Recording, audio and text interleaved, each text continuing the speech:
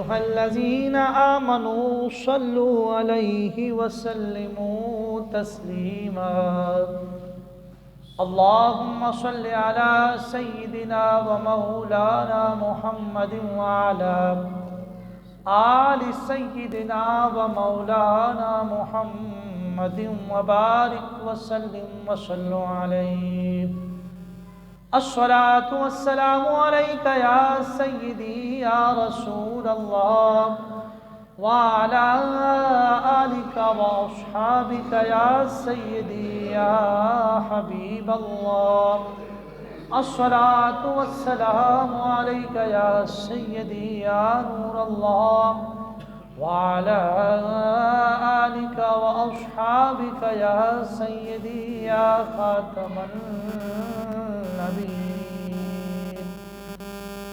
مولاي صل وسلم دائما أبدا على حبيبك خير الخلق كلهم هو الحبيب الذي ترجى شفاعته لكل هول من الأهوال مقتحم. حمد و صلوات کے بعد میرے نہایت واجب الاحترام واجب القدر معزز سامعین و حاضرین، السلام علیکم ورحمۃ اللہ وبرکاتہ. رمضان المبارک برکتوں والا رحمتوں والا مہینہ اللہ کریم نے ہمیں عطا فرمایا. ہم سب مل کر اپنے رب کا شکر ادا کرتے ہیں. اس کا کروڑا احسان ہے، اس کا کرم ہے، اس کا فضل ہے. ہم اس پر شکر بجا لاتے ہیں کہ ہم جیسے گناہگاروں کو مالک ارض و سما نے اتنا عظیم مہینہ عطا فرمایا، اور اس وجہ سے فرمایا کہ تاکہ ہم اپنے گناہوں کی بخشش کروا سکیں، ہم گناہوں کو بخشوا سکیں، ہم محنت کر کے گریہ وزاری کر کے روزے رکھ کر عبادات کر کے تراویح پڑھ کے نفل پڑھ کر قرآن پاک کی تلاوت کر کے ہم اپنے رب کو راضی کر سکیں. اور اللہ تعالیٰ کا کرم ہے، فضل ہے کہ دوست احباب مساجد میں تشریف لا رہے ہیں، مسجدیں بھر رہی ہیں، ہر نماز میں تعداد کافی ہوتی ہے. اس سے پتہ چلتا ہے کہ لوگوں کا رجحان ابھی ہے، وہ اپنے رب کو راضی کرنا چاہتے ہیں، وہ اپنے رب کے قریب ہونا چاہتے ہیں، اور اللہ کریم بھی ان کو بندوں کو دیکھ کر راضی ہو رہا کہ میں نے مہینہ عطا کیا تو میرے اس عظیم مہینے کی لاج رکھی ہے، اور بھرپور طریقے سے وہ عبادت کر رہے ہیں. لیکن نیکی کرنا اور بات ہے، نیکی کو بچانا، اس کو سنبھالنا، یہ بھی ایک بہت بڑی بات ہے. آگے چل کر بات ہوگی کہ ہم روزے کی حفاظت کس طریقے سے کر سکتے ہیں. روزہ تو ہم رکھ لیتے ہیں، لیکن روزے کی حفاظت کیسے کی جائے، انشاءاللہ اس پر بھی بات کریں گے. پہلے رب کریم کا حکم جان لیتے ہیں کہ روزے فرض کیوں ہوئے، کس وجہ سے ہوئے. اللہ کریم نے فرمایا سورۃ البقرہ میں 2 سپارہ ہے، یا ایھا الذین آمنوا کتب علیکم الصیام، اے ایمان والو تم پر روزے فرض کیے گئے ہیں، کما کتب علی الذین من قبلکم لعلکم تتقون، اس سے پہلے بھی امتوں پر فرض کیے گئے تھے تاکہ تم متقی اور پرہیزگار بن سکو. یعنی روزے فرض صرف ہمارے اوپر نہیں ہوئے، اللہ کریم نے یہ بتا دیا اپنے نبی کی امت کو کہ روزے صرف تم پر فرض نہیں ہوئے ہیں، بلکہ تم سے پہلے جتنی بھی امتیں گزری ہیں ہر ایک امت کے اوپر مختلف طریقے سے روزے فرض تھے. بلکہ ہمارے لیے تو قدر آسانی ہے کہ ہم لوگ رات میں افطار کرتے ہیں، پوری رات ہم جب چاہیں کھا پی سکتے ہیں جب تک کہ فجر کا ٹائم شروع نہیں ہو جاتا. لیکن جو پہلی امتیں تھیں ان کو صرف افطار کا ہی ٹائم ملا کرتا تھا. افطار کے وقت میں ایک مخصوص ٹائم تھا، آدھا گھنٹہ، 2 گھنٹے، صرف اسی میں کھا سکتے تھے. اس کے بعد پھر ان کا روزہ شروع ہو جاتا تھا۔ یعنی دن اور رات کے وہ مسلسل روزے رکھا کرتے تھے، اور روزے بھی ان کے 60 روزے ہوا کرتے تھے۔ ہم 30 روزے رکھتے ہیں، صرف دن کے 10 سے 12 گھنٹے کے، 13 گھنٹے کا روزہ، لیکن وہ لوگ مسلسل دن اور رات روزے رکھتے، اور رکھتے بھی 60 روزے تھے۔ تو یہ نبی رحمت صلی اللہ تعالیٰ علیہ وآلہ وسلم کا صدقہ ہے، آپ ہمارے اوپر رحمت للعالمین بن کر آئے، ہمارے لیے آسانیاں لے کر آئے۔ پہلے والی امتوں والی سختیاں، جو پہلی شریعت میں سختیاں ہوا کرتی تھی، وہ اب ہمارے اوپر نہیں ہیں۔ ہم بڑی ایزیلی، بڑی آسانی سے شریعت پر عمل کر سکتے ہیں۔ اگر کوئی عقل رکھنے والا شخص، اگر کوئی ضمیر والا شخص کہ جو نبی رحمت کی تعلیمات کو پڑھتا ہے، جس کا دل قرآن پاک کے ساتھ لگ جاتا ہے اور قرآن پاک کی تعلیمات کو وہ سمجھتا ہے، جانتا ہے، تو وہ جب ان سب چیزوں کو پڑھ لے گا تو پھر بڑی ہی آسانی سے وہ شریعت کے ہر ایک احکام پر عمل کر لے گا۔ جب وہ ان سب چیزوں کو پڑھتا نہیں ہے، سمجھتا نہیں ہے، تو پھر اس کے لیے چیزیں مشکل ہو جایا کرتی ہیں۔ پھر وہ سمجھتا ہے کہ پتہ نہیں کیا میرے اوپر جو ہے وہ ذمہ داریاں ڈال دی گئی ہیں، یہ اتنی حدود اور قیود میرے اوپر کیوں لگا دی گئی ہیں، میں تو بڑا آزاد بندہ ہوں اور مجھے آزادی پسند ہے، یہ کام مجھے پسند نہیں ہے، پتہ نہیں کیوں مجھ کو ایسی چیزوں میں لگا دیا گیا ہے کہ میرے ساری زندگی کے معاملات ڈسٹرب کر کے رکھ دیے ہیں۔ لیکن اگر حقیقتاً دیکھا جائے تو اس کے لیے بڑا آسان ہو جاتا ہے، اور یہ اس کے لیے اتنا زیادہ ضروری ہے کہ ہمارا سانس لینا اتنا ضروری نہیں کہ جتنا ہمارا دین اور شریعت پر عمل کرنا ضروری۔ سانسیں تو کافر بھی جو ہے وہ اچھے طریقے سے لے رہے ہیں، سانسیں تو وہ لوگ بھی لے رہے ہیں کہ جو اسلام پر عمل نہیں کرتے ہیں، زندگی تو وہ بھی بڑی اچھی گزار رہے ہیں اور بہت ہی اچھی گزار رہے ہیں، لیکن زندگی گزارنا، سانس جو ہے وہ کھلی فضا میں لینا، یہ اتنا زیادہ اہم اور ضروری نہیں ہے کہ جتنا انسان شریعت پر عمل کر کے زندگی گزارتا ہے وہ زیادہ ضروری ہے۔ ورنہ تو انسان اور جانور میں کوئی فرق نہیں رہ جاتا۔ جانور بھی کسی چیز کا مکلف نہیں ہے، اس کے اوپر بھی روزے فرض نہیں ہے، اس کے اوپر بھی نمازیں فرض نہیں ہیں، اس کو بھی نہ زکوٰۃ ادا کرنی ہے، نہ اس کو عشر نکالنا ہے، نہ اس کو صدقہ خیرات کرنا ہے، نہ اس کو اخلاق، نہ اس کو والدین کے ساتھ ادب و احترام، ان سب چیزوں سے بری و ذمہ ہے۔ ایک انسان ہی تو ہے کہ جو مکلف ہے، ایک انسان ہی تو ہے کہ جس کو یہ سارے کام کرنے۔ اب اگر وہ بھی بھاگنا چاہتا تو پھر وہ جانوروں کے ساتھ مل گیا۔ اگر اس کو ان سب چیزوں پر عمل نہیں کرنا ہے اور وہ نہیں آنا چاہتا شریعت کی طرف، تو پھر اس میں اور جانور میں کسی قسم کا کوئی فرق نہیں ہے۔ اور قرآن پاک بھی یہی کہتا ہے کہ یہ جو دین سے نابلد ہیں، دور ہیں، یہ تو جانوروں سے، چوپاؤں سے بھی بدتر ہے۔ اللہ کریم نے چوپاؤں سے بھی بدتر کہا ہے ان کو کہ جو دین سے دور ہیں، کہ جو شریعت سے دور ہیں، جو اسلام سے دور ہیں، ان کو اللہ کریم نے چوپاؤں سے بھی بدتر کہا۔ یہ تو اللہ کا کرم ہے، شکر ادا کریں کہ ہم مسلمان ہیں اور ہم الحمدللہ اللہ تعالیٰ کے احکامات پر عمل کرتے ہیں۔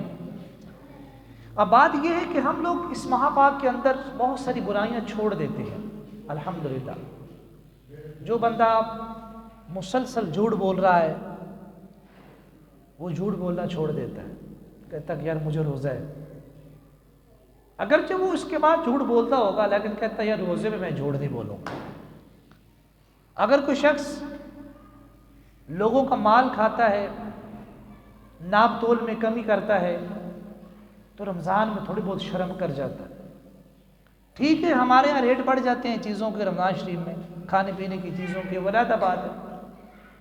لیکن یہ کہ وہ ریٹ بڑھا کر چلو دیانتداری کے ساتھ ناپ تول کرے گا، جھوٹ نہیں بولے گا، غیبت نہیں کرے گا، کیوں کہ مجھے روزہ ہے۔ اشفاق احمد صاحب ایک بہت بڑے رائٹر گزرے، آپ سب ان کی تحریریں پڑھتے رہتے ہوں گے سوشل میڈیا پر، یہ ویسے بھی اگر کوئی کتابوں کا شوقین ہو تو ان کی کتابیں ہیں مختلف، وہ بہت ہی پیارا لکھتے ہیں۔ اشفاق احمد صاحب لکھتے ہیں کہ میں جاب کیا کرتا تھا تو میرے ساتھ میری کلیگ جو تھی وہ جاپانی ایک لڑکی تھی، غیر مسلم تھی، تو اس نے مجھ سے سوال کیا کہ تم یہ رمضان کے مہینے میں اس ایک مہینے کے اندر بھوکے کیوں رہتے ہو، کچھ کھاتے پیتے کیوں نہیں، ایک لمبا ٹائم تم لوگ نہ کھانا کھاتے ہو نہ پانی پیتے ہو، تم کچھ بھی یہ چیزیں نہیں کھاتے، اس کی وجہ کیا ہے؟ تو اشفاق احمد صاحب نے جواب دیا کہ ہم صرف کھانے پینے سے پرہیز نہیں کرتے بلکہ ہم جھوٹ بھی نہیں بولتے، ہم لوگ کسی کا مال بھی ناحق طریقے سے نہیں کھاتے، ہم لوگ ناپ تول میں کمی نہیں کرتے، ہم لوگ بددیانتی نہیں کرتے، ہم لوگ غیبت نہیں کرتے، ہم کسی کا دل نہیں دکھاتے، ہم ادب اور احترام کے ساتھ اس ماہ پاک کے اندر اپنا وقت گزارتے ہیں۔ تو آگے سے اس جاپانی لڑکی نے جواب دیا، آپ لوگوں کے تو بڑے مزے، آپ لوگوں کے تو بڑے مزے ہیں۔ اس نے پوچھا، اشفاق صاحب نے پوچھا کہ ایسا کیوں کہہ رہی ہو، کس بات کے مزے؟ کہنے لگی کہ تمہیں تو صرف 1 مہینہ جھوٹ بولنے سے رکنا پڑتا ہے نا، ہمیں تو 12 مہینے جھوٹ نہیں بولنا پڑتا، ہمارے اوپر بڑی سختی ہے، ہم جھوٹ نہیں بول سکتے، ہم کسی کا مال نہیں ناحق طریقے سے کھا سکتے، سزا ملے گی ہمیں، ہم جو ہے وہ لوگوں کا برا نہیں چاہتے، مسلسل 12 مہینے ہم اس طرح نہیں کرتے، تمہارے مزے صرف 1 مہینہ تمہارا چھوٹ ہے، پھر 11 مہینے پھر وہی کام شروع کر دیتے۔ تو یہ ایک ایسے مسلمان کے منہ پر تماچا ہے جو مسلمان ہو کر بھی، جس مسلمان نے پوری انسانیت کو یہ درس دیا کہ جھوٹ نہیں بولنا ہے، جس مسلمان نے یہ بتایا کہ لوگوں کے ساتھ بددیانتی نہیں کرنی، جس مسلمان نے یہ بتایا کہ کسی کا مال ناحق نہیں کھانا، آج وہی مسلمان اس کو غیر مسلم باتیں کر رہے ہیں اور کہہ رہے ہیں کہ ہمارے ہاں تو مسلسل یہی کام ہوتے ہیں، ہم تو بددیانتی کرتے ہی نہیں ہیں، ہمیں تو سزائیں ملتی ہیں، ہم کسی کے ساتھ 2 نمبری نہیں کرتے، ہمیں تو سزا ملے گی، سزائے موت ہو جاتی، لیکن تمہارے مزے کہ صرف 1 مہینہ تم رکتے ہو، 11 مہینے پھر وہی کام شروع کر دیتے۔ لیکن افسوس سے کہنا پڑ رہا ہے کہ ابھی ہم اس 1 مہینے میں بھی نہیں رکتے، ہم اتنے یوزڈ ہو چکے ہیں، ہم نے اپنے آپ کو اتنا ان چیزوں میں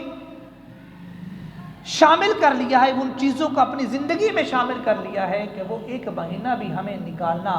پسند نہیں ہے، ہمیں مفاد نظر آتے ہیں دنیا داری کے، ہمیں منافع نظر آتا ہے، ہمیں 2 نمبری سے کمایا ہوا حرام کا مال نظر آتا ہے، اگر 1 مہینے میں وہ رک جائے گا، وہ مال کہیں کم نہ پڑ جائے، اس وجہ سے ہم اس مہینے کے اندر بھی اپنے آپ کو ان چیزوں کے ساتھ کنٹینیو رکھتے ہیں، کہتے ہیں دیکھا جائے گا، جو ملاوٹ کر رہا ہے وہ ڈبل کر دیتا ہے، کیونکہ رمضان میں چیزیں زیادہ بکیں گی تو ہمیں ملاوٹ زیادہ کرنی پڑے گی، جو چیز اچھی پہلے بنا رہا تھا وہ رمضان پاک میں تھوڑی سی لو کوالٹی کی چیز بنانا شروع کر دیتا ہے، کیونکہ گاہک زیادہ آئیں گے، مٹیریل جو ہے وہ زیادہ لگے گا، تو کیوں نہ ہو اس کے اندر 2 نمبری شروع کر دی۔ تو یہ مسلمان نہیں ہے، مسلمان ایسا ہوتا ہے کہ وہ اپنے عمل سے بتاتا ہے کہ میں مسلمان ہوں، مسلمان وہ ہوتا ہے کہ اس کو دیکھ کر، اس کے کریکٹر کو دیکھ کر غیر مسلم بھی کلمہ پڑھ لے، نہ کہ غیر مسلم ہمیں باتیں کرتے پھریں کہ تم لوگ کیا کرتے ہو، یہ تمہارا اسلام، اس بات کا درس دیتا ہے اسلام۔ تو بیسیکلی روزہ ہمیں ان سب چیزوں سے منع کرتا ہے، روکتا ہے، روزے کا معنی صبر کرنا بھی ہے، اس ماہ پاک کو صبر کا مہینہ بھی کہا جاتا ہے، اس ماہ پاک کو صبر کا مہینہ بھی کہا جاتا ہے کہ لوگ صبر کر کے اپنے آپ کو روک کر رکھتے ہیں، برائیوں سے رکتے ہیں، کھانے پینے سے رکتے ہیں، ہر اس بری چیز سے رکتے ہیں کہ جس سے اللہ کریم نے رکنے کا منع کیا۔ یہ اصل میں روزے کا معنی، ہم روزہ رکھ لیتے ہیں لیکن روزے کو بچانا بڑا مشکل ہو جاتا ہے۔ 3 سے 4 کام اس طرح کے ہم کرتے ہیں پورے دن کے اندر کہ جس سے روزے کی روحانیت، اس کی برکت ختم ہو جاتی ہے۔ سب سے پہلا کام، ہم ترک لذت نہیں چھوڑتے، ترک لذت کرنی چاہیے۔ روزے دار کو سب سے پہلے اس بات کا خیال رکھنا چاہیے کہ مجھے صبر کرنے کا کہا گیا ہے،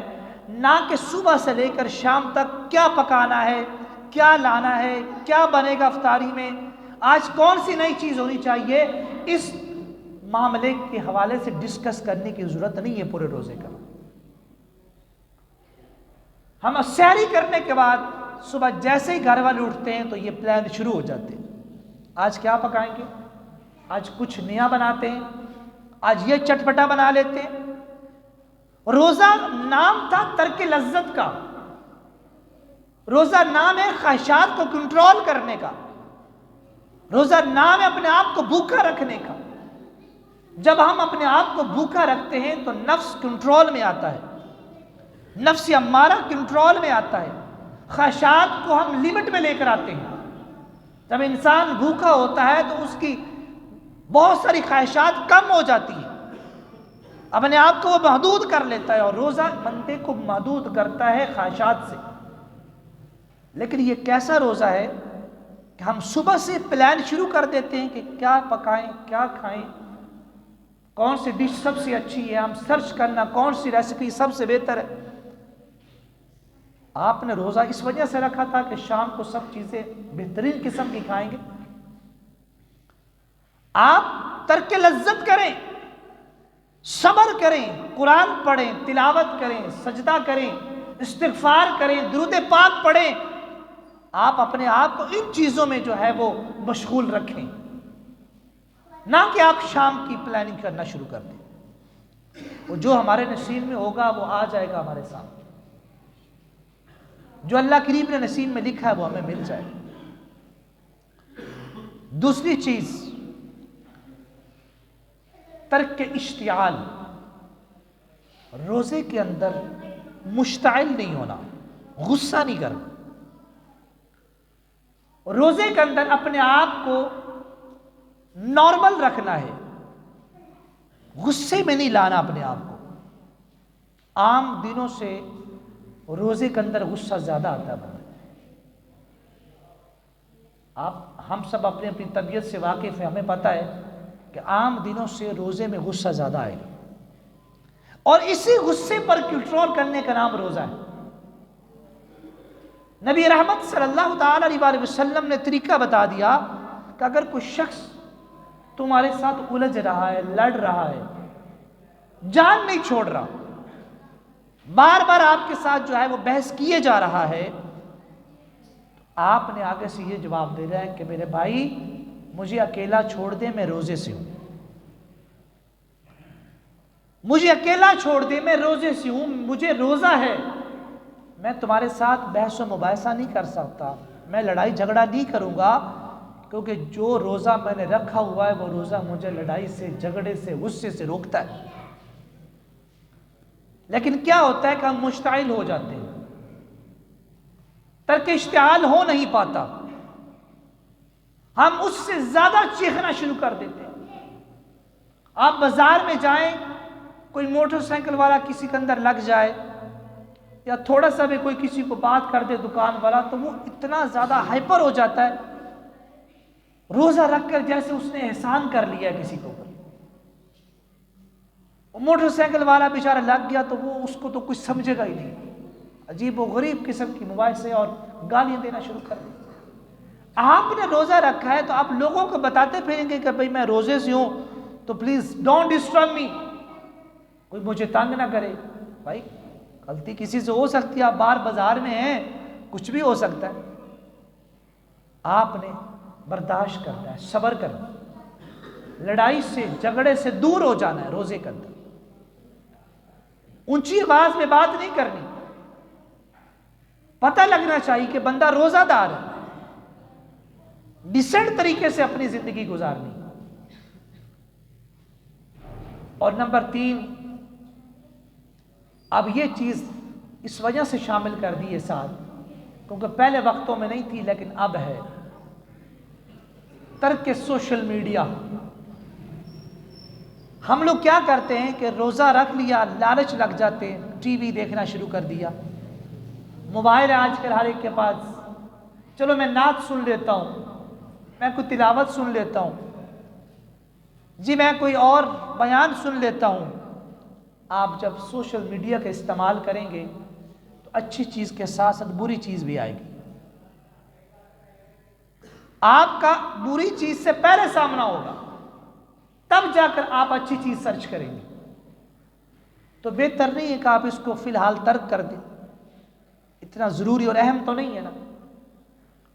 جو چیز ہمارے پاس پہلے سے ہے، جو ہمارا انتظار کر رہی ہے، وہ ہے قرآن پاک، جس کو پڑھنے کی ضرورت تھی، جس کو سرچ کرنے کی ضرورت تھی، جس کو دیکھنے کی، جس کی زیارت کرنے کی ضرورت تھی، جس کو سننے کی ضرورت تھی، وہ تو قرآن پاک ہے، وہ تو اللہ کا کلام ہے، اس کے اندر تو سب چیزیں موجود ہیں۔ آپ اگر سرچ کرتے ہیں کسی بیان کو تو وہ تو قرآن پاک میں آلریڈی موجود ہے۔ آپ اگر کوئی ہسٹوریکل چیز دیکھنا چاہتے ہیں تو وہ قرآن پاک میں آلریڈی موجود ہے۔ جس قرآن نے آدم علیہ السلام کی بات بتا دی، اس سے بڑھ کر بھی کوئی ہسٹوریکل کتاب ہو؟ جس قرآن نے پہلے انسان کے بننے کی پوری سٹوری بتا دی کہ پہلا انسان کب اور کیسے بنا، اس کی تخلیق کیسے ہوئی، اس انسان سے پہلے کیا تھا، اس کو اللہ کریم نے کس چیز سے بنایا۔ جب ان سب چیزوں کے بارے میں ہمیں قرآن بتا رہا ہے تو اس سے بڑھ کر بھی کوئی اور ہسٹوریکل چیز آپ کو ملے گی؟ اس سے بڑھ کر بھی کوئی اس طرح کی کتاب ملے گی جس میں پرانی سے پرانی کوئی کہانی موجود ہو، کوئی قصہ موجود ہو، کوئی حقیقت موجود ہو؟ تو پتہ چلا کہ قرآن پاک ہر ایک موضوع اپنے اندر لیے ہوئے ہے۔ آپ کو جو موضوع، جس چیز کے بارے میں پڑھنا ہے،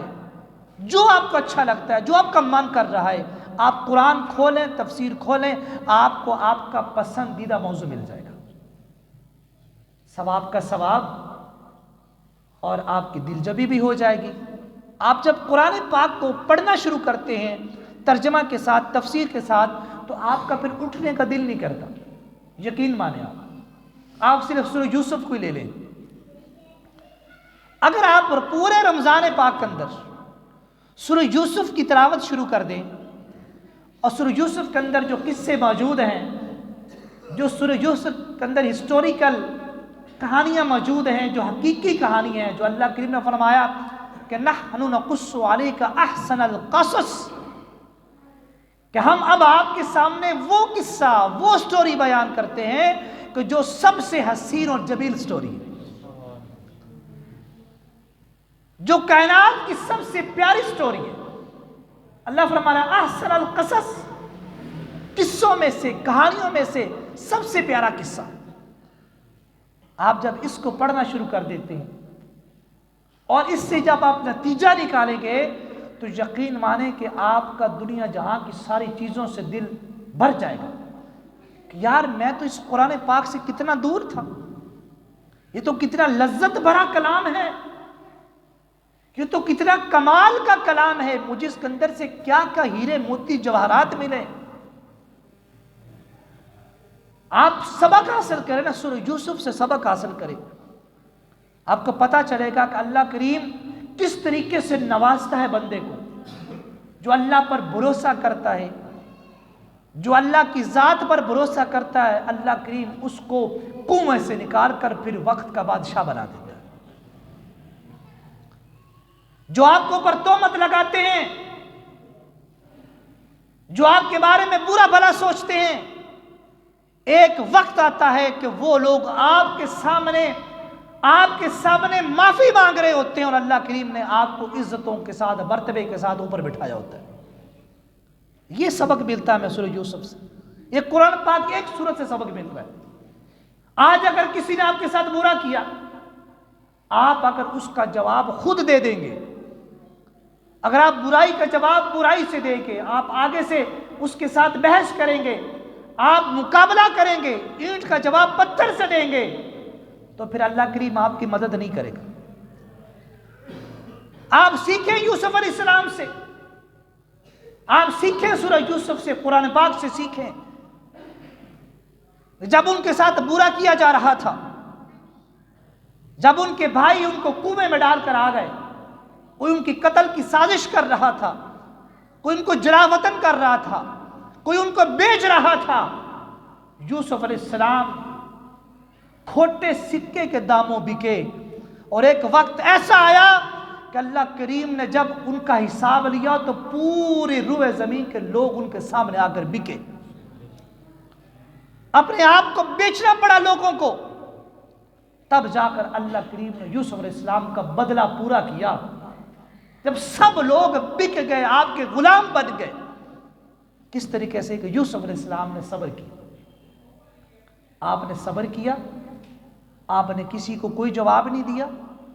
آپ نے سارے معاملات اپنے رب پر چھوڑ دیے کہ اللہ بہتر کرنے والا ہے، جو وہ میرے ساتھ کر رہا ہے وہ بہتر کرنے والا ہے، جس نے میرے ساتھ کیا اس کا جواب پھر اللہ دے گا۔ تو آپ دیکھیں پھر اللہ نے کتنا خوبصورت جواب دیا۔ آپ نے دیکھا اللہ تعالیٰ نے کس طریقے سے یوسف علیہ السلام کی مدد فرمائی۔ سارے معاملات جو دنیا میں ہمارے ساتھ ہوتے ہیں نا، وہ سب یوسف علیہ السلام کے ساتھ ہوئے، سارے کے سارے ہوئے، لیکن ہر ایک کام میں انہوں نے اپنے رب سے مدد چاہی، اللہ کے سامنے سب چیزوں کو چھوڑ دیا، سارے معاملات اپنے اللہ کے سامنے چھوڑ دیے۔ یا اللہ تو میری مدد کر، یا اللہ تو دیکھ رہا ہے۔ اب ہمیں اس سے سبق ملتا ہے کہ ہم جب اپنے معاملات اپنے رب کے سپرد کر دیتے ہیں تو آپ بہتر جانتے ہیں کہ اللہ سے بہتر تو کوئی معاملہ فہم نہیں ہو سکتا نا، اللہ سے بہتر تو کوئی چیزوں کو حل کرنے والا نہیں ہو سکتا نا۔ دنیا کو کوئی کتنا بڑا معاملہ فہم آ جائے، لیکن جو اللہ کا پلان ہے، جو اللہ کی مرضی ہے، جو اللہ نے ہمارے نصیب میں لکھا ہے، اس سے بڑھ کر تو کوئی ہمیں نہیں دے سکتا۔ اس طریقے سے آپ قرآن پاک میں دل لگائیں۔ یہ میں نے صرف ایک مثال دی، صرف ایک سورت کی، کہ آپ ایک سورت پڑھ کر اتنا کچھ حاصل کر سکتے ہیں۔ اور بھی بہت سارے سبق اس کے اندر ہیں، صرف خلاصے کے طور پر میں نے آپ کو یہ ذکر کیا۔ اب آپ ہی بتائیں کہ قرآن پاک بہتر ہے یا دنیا کی سوشل میڈیا بہتر ہے؟ ایک لفظ پڑھیں گے 10 نیکیوں کا ثواب ملے گا، ایک لفظ پڑھیں گے آپ۔ اور رمضان المبارک کے مہینے میں آپ ایک لفظ پڑھیں گے، اللہ تعالیٰ کی رحمت سے یہ بات بعید نہیں ہے کہ وہ آپ کو ایک لفظ پڑھنے کے بدلے میں 100 نیکیاں یا 700 نیکیاں عطا فرمائے، کیونکہ یہاں رمضان المبارک ایک نفل فرض کے برابر ہے، اس ماہ پاک کا ایک نفل فرض کے برابر ہے، ایک فرض 70 فرضوں کے برابر ہے۔ اور جب ہم قرآن کا ایک لفظ پڑھیں گے، عام دنوں میں 10 نیکیاں ملتی ہیں، تو رمضان میں اس کے بدلے میں 100 نیکیاں ملیں گی ایک لفظ پڑھنے سے۔ اور پھر آخر ارشاد فرمایا کہ الف لام میم، یہ 3 لفظ ہیں۔ الف لام میم ایک لفظ نہیں ہے، الف علیحدہ ہے، لام علیحدہ ہے، میم علیحدہ ہے۔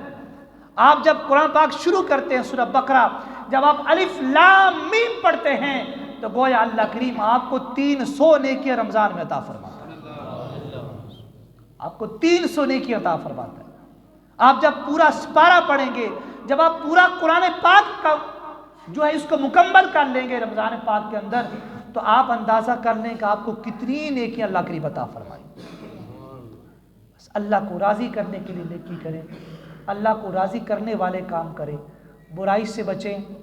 برے لوگوں سے بچیں، اور ہر اس راستے سے بچیں کہ جو اللہ سے دور کرنے والا۔ یہ ماہ پاک ہمیں سکھاتا ہے کہ ہمیں اپنے رب کے قریب کیسے ہونا، ہمیں دوسروں کا درد بھی سکھاتا ہے، بھوکے کا احساس کرنا سکھاتا ہے یہ رمضان پاک۔ ہم جب بھوکا رہتے ہیں نا روزے کے اندر، ہمیں جب بھوک پیاس فیل ہوتی ہے، جب ہم کمزوری فیل کرتے ہیں، تو یہ رمضان المبارک اس وجہ سے بھی اللہ کریم نے روزے رکھنے کا حکم دیا تاکہ ہمارے اندر دوسرے لوگوں کا احساس پیدا ہو، ہمارے اندر غریبوں کا، ان لوگوں کا احساس پیدا ہو کہ جو ایک وقت کا کھانا بھی جن کو میسر نہیں۔ اور اس وقت ہمارے اندر سب سے بڑا احساس ان فلسطین مسلمان بھائیوں کے لیے پیدا ہونا چاہیے۔ کچھ دن پہلے ایک علامہ سے فرما رہے تھے کہ اگر آج کے وقت کے اندر کوئی شخص دوسری بار یا تیسری بار عمرہ کرنے کے لیے جا رہا ہے، اس نے پہلے ایک عمرہ کیا ہوا ہے، تو وہ بالکل عمرہ پر نہ جائے، اپنا وہ پیسہ فلسطینی بچوں کو دے دے، اس کی نیکی عمرہ کرنے سے بڑھ جائے گی۔ کسی شخص نے پہلے حج کیا ہوا ہے، اب وہ دوسرے حج پر جانا چاہتا ہے، اس کو چاہیے کہ اپنے حج کے پیسے ان مسلمانوں کے حوالے کر دے جو اس وقت ایک وقت کی روٹی کے لیے ترس رہے ہیں، جو بھوکے ہیں، پیاسے ہیں، جن کے پاس پہننے کے لیے کپڑے نہیں ہیں، جن کے پاس رہنے کے لیے چھت نہیں ہے، پینے کے لیے پانی میسر نہیں ہے۔ اب وہ لوگ وہاں بھوک کی وجہ سے مر رہے ہیں۔ پہلے ظالم لوگ بم برسا رہے تھے، اب وہ بچے وہاں پر بھوک اور قحط کی وجہ سے مر رہے ہیں۔ اور ایک مسلمان کی جان بچانا گویا کہ پوری انسانیت کی جان بچانا ہے۔ آج ہمیں نیکی اس طرح بھی کرنی چاہیے، اور اس طرح کے بے بس لوگ، مفلس لوگ، یتیم بیوائیں ہمارے بھی ارد گرد، ہمارے محلوں میں بھی رہتے ہیں۔ وہ سفید پوش لوگ ہیں، وہ ہم سے مانگتے نہیں ہیں، لیکن یقین مانیں حالات ان کی بھی بڑے برے ہیں، بہت ہی بدتر حالات ہیں۔ ان کا بھی خیال رکھا کریں، ان سے بھی پوچھا کریں، ان کے بھی کچھ دے دیا کریں، تاکہ ان لوگوں کی بھی دل جوئی ہو جائے، وہ بھی اپنا ایک وقت کا کھانا کھا لیں۔ ہم افطاری میں ایک چیز کم کر دیں، وہی چیز اسی پیسوں کی کسی اور کو جا کر دے دیں۔ اگر افطاری میں ایک چیز کم ہو جائے گی تو اس کا مطلب یہ نہیں کہ ہمیں روزے کا ثواب نہیں ملے گا، روزے کا ثواب ہمیں پھر بھی مل جائے گا۔ ایک کھجور سے روزہ افطار کر لیں گے تو بھی روزے کا ثواب مل جائے گا۔ تو 5-10 چیزیں دسترخوان پر سجانے سے بہتر ہے اس میں سے آدھی چیزوں کا پیسہ یا آدھی چیزیں اٹھا کر آپ ان لوگوں کو دیں کہ جن کے پاس تو کھجور بھی نہیں، جن کے پاس روزے افطار کرنے کے پیسے نہیں ہیں، جن کے پاس اس مہینے کا راشن نہیں ہے۔ یہ رمضان المبارک ہمیں ان لوگوں کے ساتھ ہمدردی کرنا بھی سکھاتا ہے۔ اللہ کریم ہمیں ایک دوسرے کے ساتھ نیکی کرنے کی توفیق عطا فرمائے۔ وما علینا الا البلاغ المبین۔ سنتے ادب۔